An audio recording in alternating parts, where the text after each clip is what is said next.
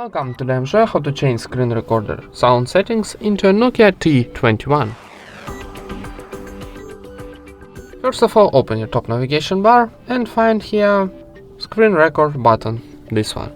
If you don't have this button here, tap to pencil, then scroll down, find this button in this block, hold and drag to add the tiles.